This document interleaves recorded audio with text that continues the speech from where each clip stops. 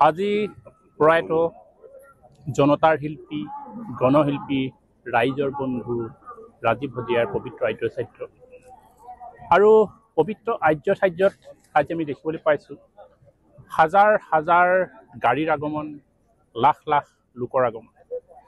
আৰু এই মানুহখিনিয়ে আজি দেখুৱাই দিছে যে প্ৰকৃত শিল্পী কোন আৰু গায়ক কোন।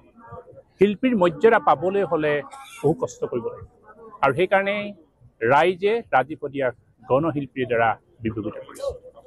আৰু আমি ৰাজীৱ ভদিয়াৰ যি কৰণীয় কাম, এই কৰণীয় কামখিনি টাই সংযোগ পৰিষদ তথা ৰাইজে দায়িত্ব ল'ব লাগিব।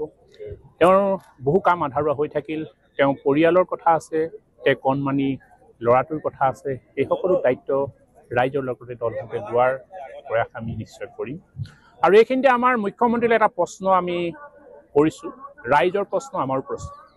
প্ৰয়াত ৰাজীৱ ভদিয়া গণশিল্পী এষাৰ মাত দিবলৈ আপোনাৰ কিয় আজিও সময় নহয়?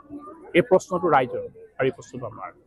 বনিয়াৰ ওচৰলৈ আপোনালোকে যাব পাৰে খবৰ ল'বলৈ, কিন্তু খিলঞ্জীয়া থলগিৰি ভূমিপুত্ৰ এজন গণশিল্পী জনতাৰ শিল্পীৰ ওচৰলৈ কিন্তু আহিবলৈ সময় নাই।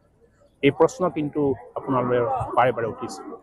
আৰু গতিকে মুখ্যমন্ত্ৰীক আমি পুনৰবাৰ কওঁ যে তেওঁৰ পৰিবাৰৰ ওচৰলৈ আহি তেওঁ পৰিবাৰক এটা চৰকাৰী চাকৰি আৰু কণমানি যি ল'ৰা এই ভৱিষ্যতৰ দায়িত্ব মুখ্যমন্ত্ৰী আহি নিজে গ্ৰহণ কৰি তেওঁ প্ৰতিশ্ৰুতি দিবলৈ এই সংবাদ মাধ্যমৰ যোগেদি আমি তাইপাতৰ প্ৰভাৱ।